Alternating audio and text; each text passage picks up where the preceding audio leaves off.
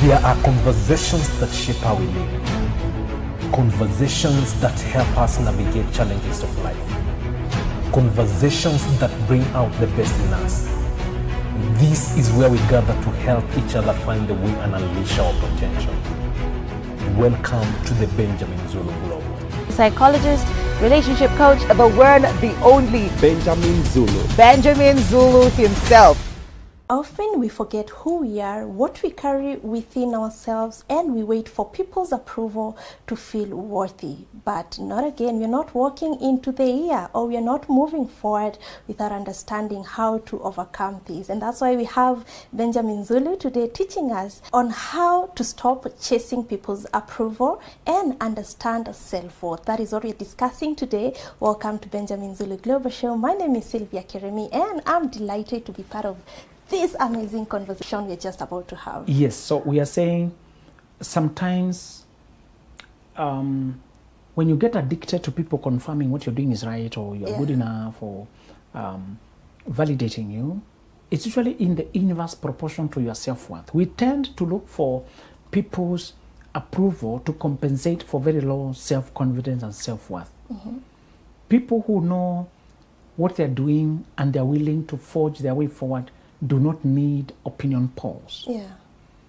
We tend to over-survey, over-confirm, and over-ask and over-inquire to rule out the chances of being wrong or the chances of being displeasing people. Yeah.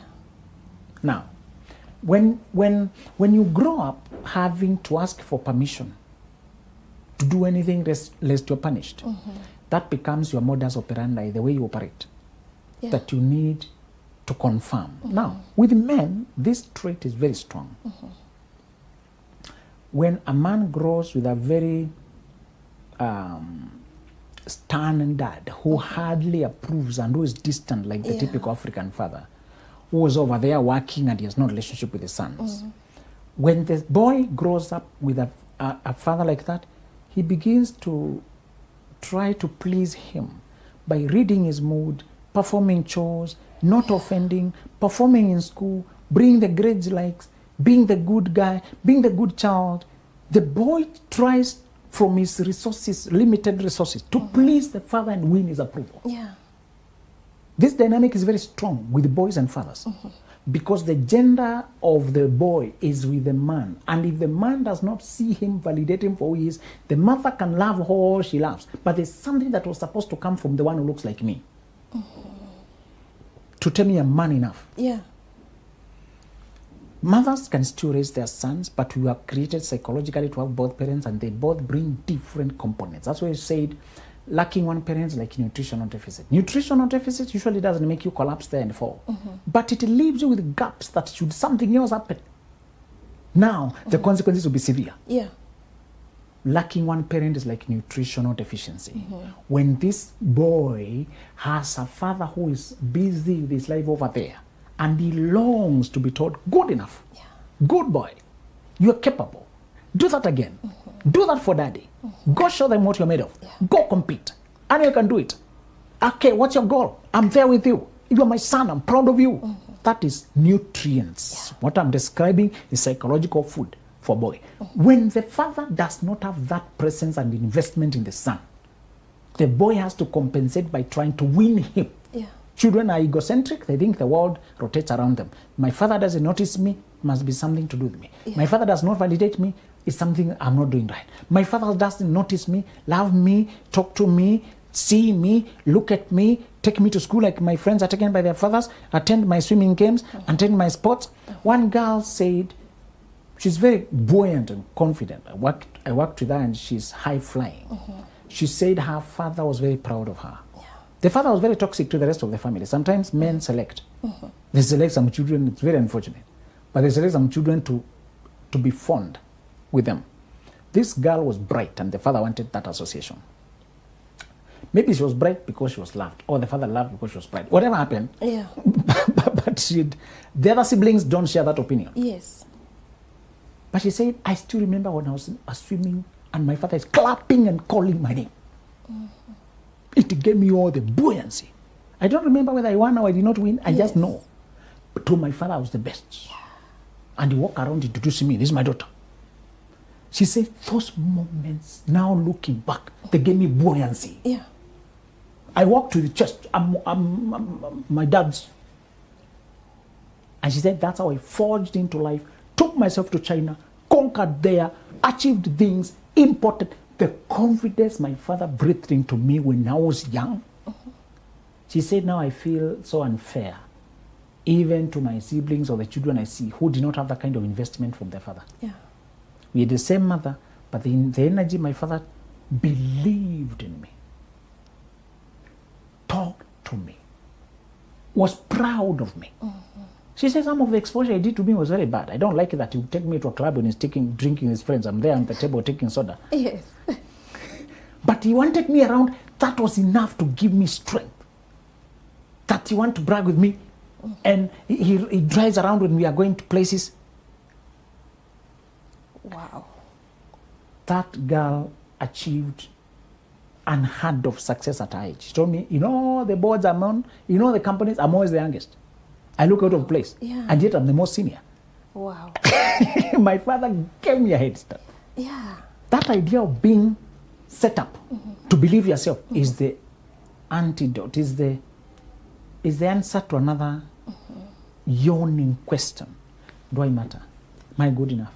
When you don't have a parent who confirms you that way, particularly for men, they grow to become anxious people pleasers, overperformers in career, always on the brink of breakdown, over-giving, over-compensating. They earn a lot of money, give away a lot of money. They compensate their career, they succeed in their career, but they don't enjoy their career. They don't feel like good enough. They're performing to please at work, but giving to please at social. So looking for social validation becomes a very expensive pursuit. For men, it's very conspicuous. I'm using men. For women, it also affects them. But for us men, it comes from a father who did not notice us. Most fathers did not raise their sons. They did not have a relationship. That the fact that he's busy, looked away, is very damaging for the boy. So the first thing I'm going to do to overcome this is to get comfortable being inferior, insecure, and wrong. Because there was no father to make you know that it's okay to be the lesser one, to be the learning one, to copy him, make mistakes. Because there was no parent, there was nobody who showed you that you can be a child, you can learn, and it's okay to make mistakes. Yes. You think mistakes are wrong. You think being the lesser one is wrong, that the learning process is too risky. So you try to be right every time. Yeah. You try to be correct the first time. You perfectionism, you self-condemnation, guilt, you oppress yourself, you punish yourself, you must get it right the first time. Perfectionism is not a strive for excellence, it's a fear of failure.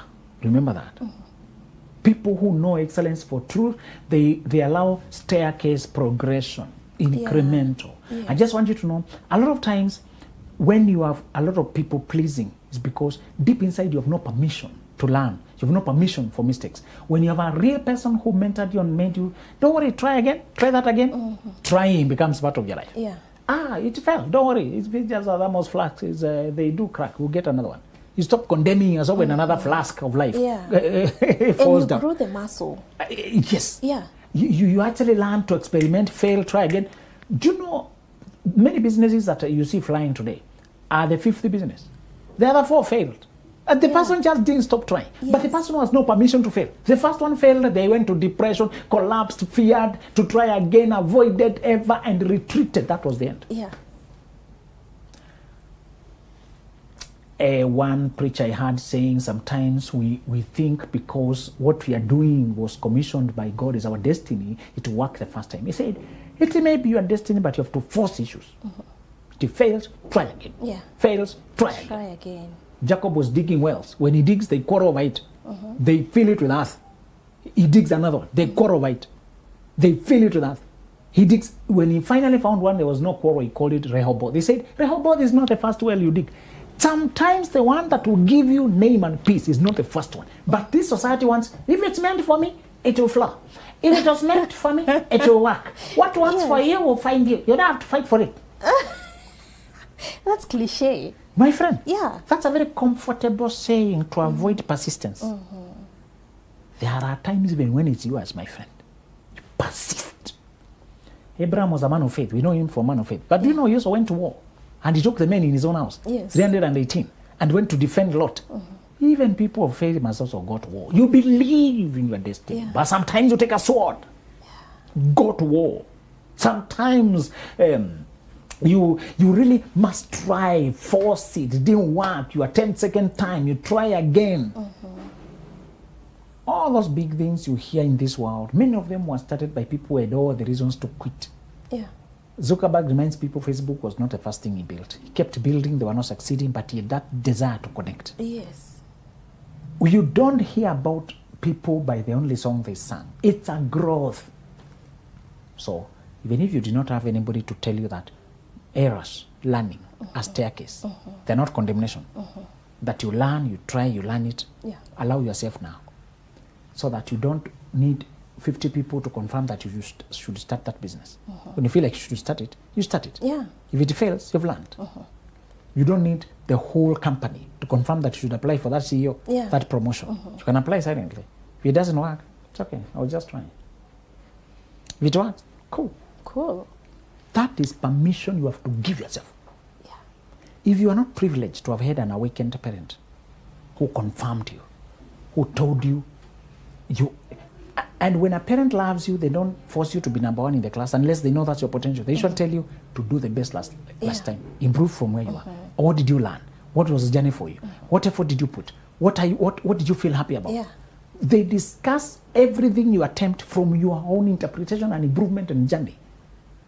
The moment they put it center around your own journey, improvement, learning, how you're progressing, they have put the controller inside of you. If they start telling you, but the other child is ahead of you, the other one beat you the last time, they just push comparison and low self-esteem and outward gauge and people pleasing and opinion polls. I've always told you that the merit list was a very unfortunate document. It was comparing people who are not comparable. Yeah. That list you saw in class and made you look Sylvia number 5 out of that 5. 4 kids ahead of you. Yeah. Why come here? You have dropped. I slapped you. Why the other one? Where are they now? Are they also doing journalism? No. Are they also hosting shows? Everybody is doing their life. So why are you compared? Actually, why? Wow. Look back now. It wasn't fair. What were they comparing? Your paths of life were so different. Different. It is the most unfortunate document. Yeah. Some are not even in the country.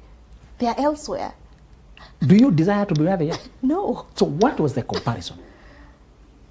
Some of the people we called there, you are tail, you are the last one. Today they are business moguls. Yeah. Another ones were geniuses, choppies. Today they are drunkards, falling. They did not have the real substance for life. What was the comparison about? When you grow up, you realize it was a lie. It was a lie. It was. Bring it back home and see why they were comparing. Your brother has best in mathematics. You don't have a badge. Why don't you have a badge like your brother? Yeah. Did you need mathematics? Why are you using mathematics now? Where's the algebra and the calculus? Your brother may be doing civil engineering and he needed the calculus. Yes. Comparison is the most unfortunate thing. And yet it is so tempting. It is bad. It is so tempting. Yeah. The Pope had a pet that was an elephant, I told you. A Pope was gifted a pet. Okay, rich people can have pets that are elephants. It's not always Chihuahua. You know, you and Chihuahua and rabbits. You think those are the only pets. An elephant pet. Yes, so he loved it, called it Bruno. So Bruno was lovely and giant and gentle. One day Bruno fell sick. Bruno died, unfortunately. And the Pope went into mourning. They summoned Raphael, an artist from Italy, to come and draw that Bruno on a wall, life-sized drawing. And the Pope felt consoled and noted there what nature took away. Raphael, with his heart, Brought it back. So he felt some consolation. Yes. That is an artist who can draw life-sized. That artist who can draw things for kings, popes, and When there's a moment the king is so sad, we need to console him. So give him life-sized, realistic image, 3D, make it real. Yeah. And then he would bring flowers there for his pet. Okay, pets are not big in Africa. If you keep pets too much here, we think you have demons. Something is wrong genies. with you. But in the West, please understand, it's a normal life. They even have a full dog life. They perform funerals for dogs. Yes. Here you throw it. Even hit it on the road and leave it there. You know, they have a whole life for pets.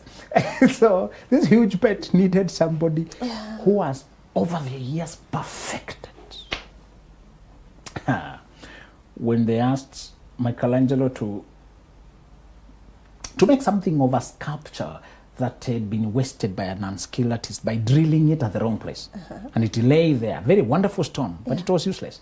They told governor, there's a masterful sculptor who can do something of it. They brought it to him. He looked at it, said, yeah, I can do something. He was commissioned, was given the contract. He drew David with a sling in hand.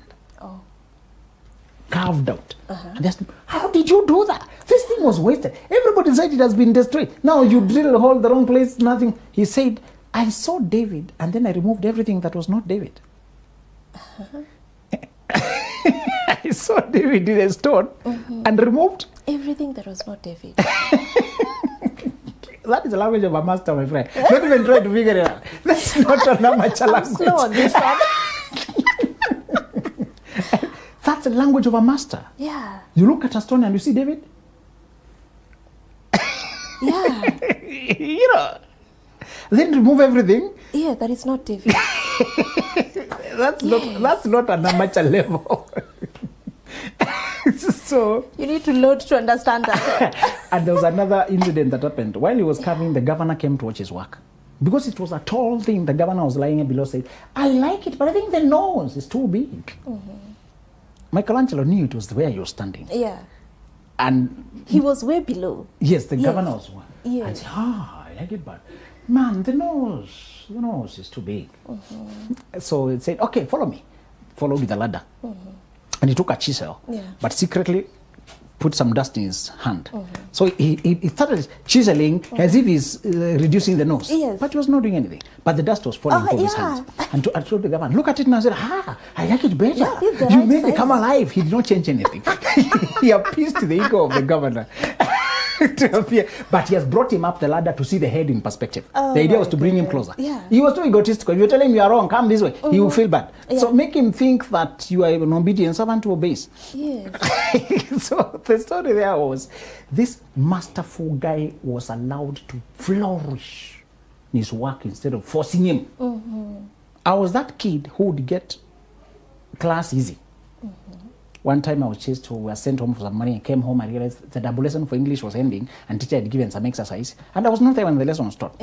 And you are being given the canes according to how many wrongs you get. I'm supposed to do the exercise. And how many wrongs? You get caned. Yes. These are 50 questions. You get 20 wrongs? 20 canes.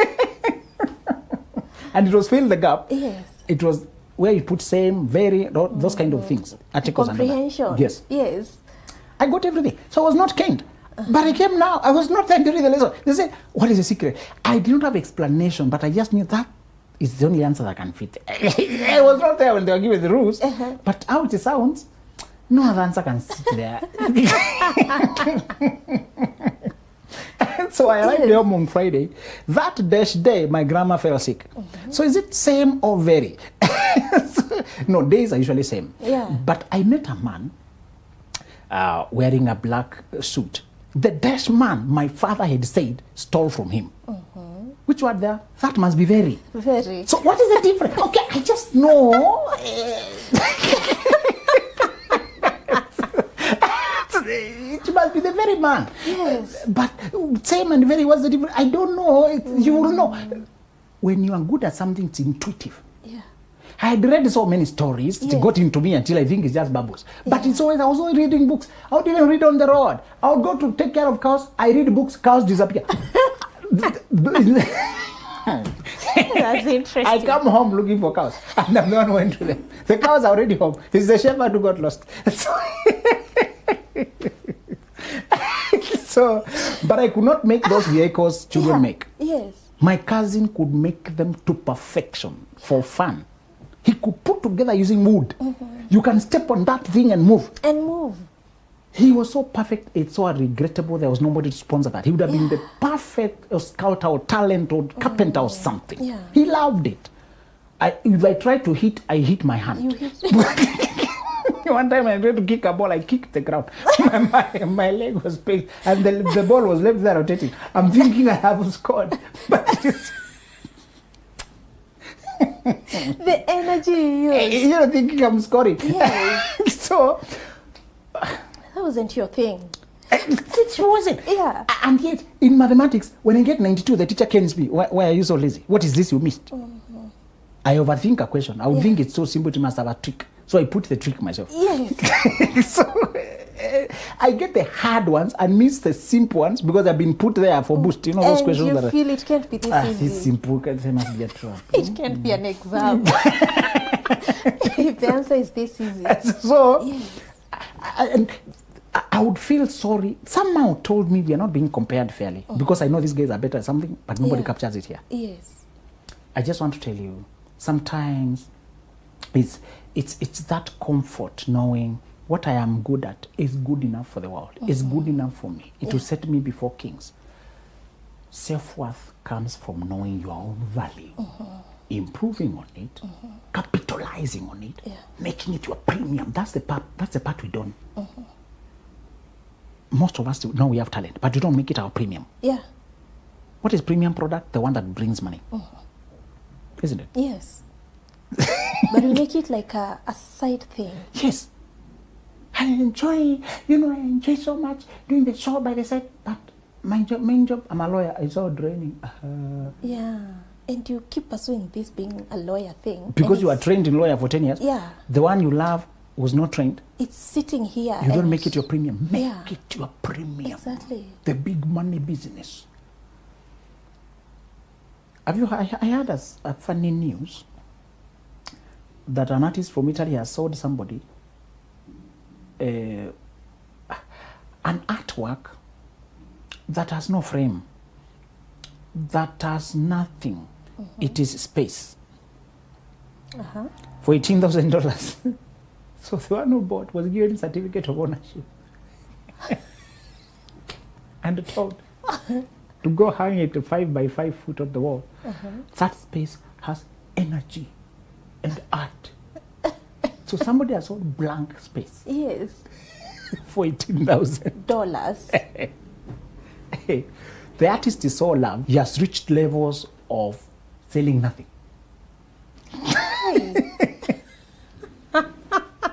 And you believe him. Yes. There's another artist who draws murals. Those big on the bridge in the West. So he was invited to design when the store closed. It would look like the crocodile has shut its mouth. They mix architecture with art. It was a new genre he invented. Yeah. So one time he was invited for building that faced the waterfall. He was told, whatever you can come up with, give us a proposal. So he came up with a proposal that he painted in such a way that when the sun hit the water, the whole building looked like it was moving like the river. Yeah. And then when the sun goes down, it looks like it's rotate. Drawing. His concept was buildings as living organisms. That is architectural inspiration. He draws a gate, though and makes like an opening mouth, you know. And he said they would bring him on an abandoned bus somewhere in a wall. He paints it with 3D to appear like kids playing Yeah. on a real block. Oh. You must come close. This is an abandoned bus. He would bring things come life. What if now you're pushing that one to be a doctor? To score an A in maths. And biology. Comparison, the one that you're being pushed into, Yeah. the work that they're being punished you for not being excelling at. If you don't like it, start to segue. Let me finish with this point by telling you, you may not always jump, pole vault, to what you love. If life has already picked momentum, you have bills to pay, responsibilities, use the trick called segue. Segue. To segue is to depart from one road to another one gradually. You slow down and you divert. Yeah. That is different from U-turn. So U-turn is very risky on highway. Sometimes life has already picked highway. Yes. To U-turn, it's too risky. You can't stop and go back. Yeah. You have children, you have school fees, you have responsibilities. So to segue means to start the other thing while you're still doing what sustains you. We say the principle is to normalize taking any job that is available to pay bills as you prepare your dream job. Because passion alone doesn't pay bills, and life has responsibilities, life has demands. Yeah. That's how they started Google, by the side. By the side. Yes. Okay. Those two guys were PhD students doing other researches. But they also had a passion for coming up with a better search engine than Yahoo. Yeah. And they kept tinkering with the concept. And actually, Yahoo faded like that. Yes. You should just know that sometimes what you long for, what you want, what really throbs in your heartbeat is away from what you're doing now. Yeah. There could be a Sylvia here who dreams of car dealership. Car dealership. And Sylvia fancies that Indian guy I saw on Langata Road with 600 cars on the yard. New ones. And tell you, oh, this is a smaller yard. The bigger one is in Mombasa with 1,000. Which the models do you want? That could be Sylvia's passion, but it's very weird to tell people. Because you're here doing shows. You know?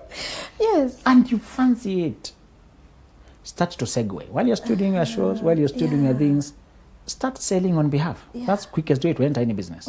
Sell on behalf and get your cut. Yeah. You get. And you're learning the business. Yes. Yeah. You enter. The quickest entry point for any business is to tell other people stuff. It requires no capital. Yeah. They just tell you what they have on their inventory, market it your own way, take customers there. They always allow you to act like their agent. Yeah. They want to sell, that's their interest. Put your markup. They tell you this is a 1.2. Convince a person that this is the best thing at 1.6, but I'll talk for those guys to give you 1.4.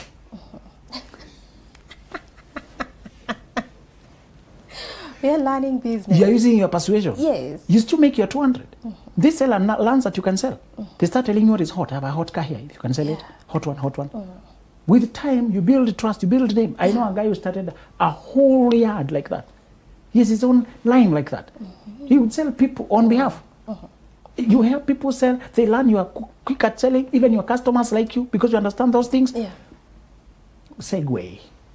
Move while you're doing what you love until this thing picks. Yes. You don't pressure it. You don't give it deadlines. It requires more stretching because we said 9 to 5 is what pays bills, but 5 to 9 is what builds your empire. Yeah. 9 to 5. Is what pays your bills. 5 to 9. Builds you an empire. Yes.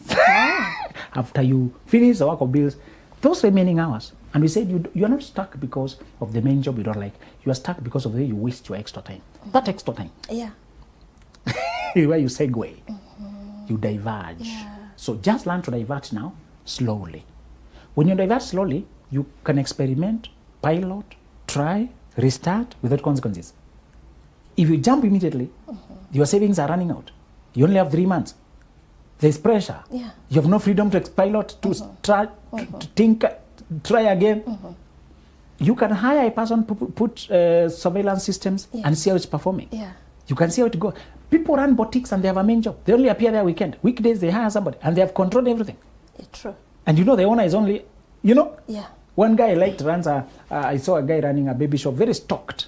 He looked out of place. That's why I chatted him. He didn't look like he likes babies. I just liked his car. We were actually talking about cars. Yes.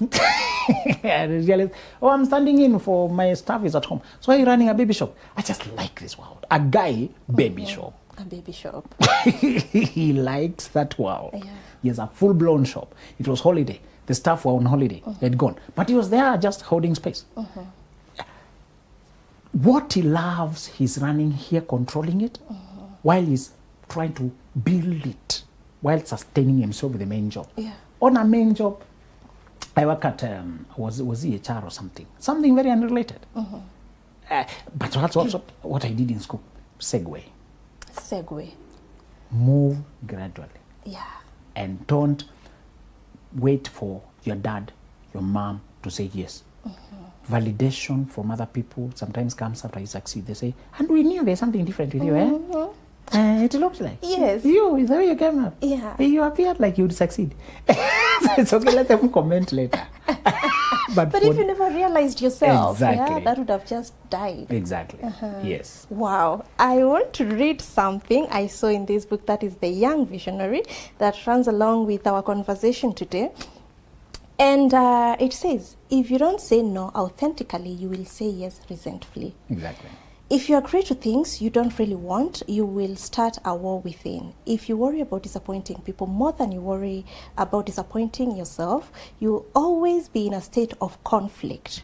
The stress of doing things you don't want to do just because you can't bear the discomfort of refusing people's requests will never be worth it. I hope people who are in such a mess can learn something and get the healing books and heal before it gets more serious. To get Benjamin Zulu's books, you can go to www.benjaminzuluglobal.com. See you next time. There are conversations that shape how we live.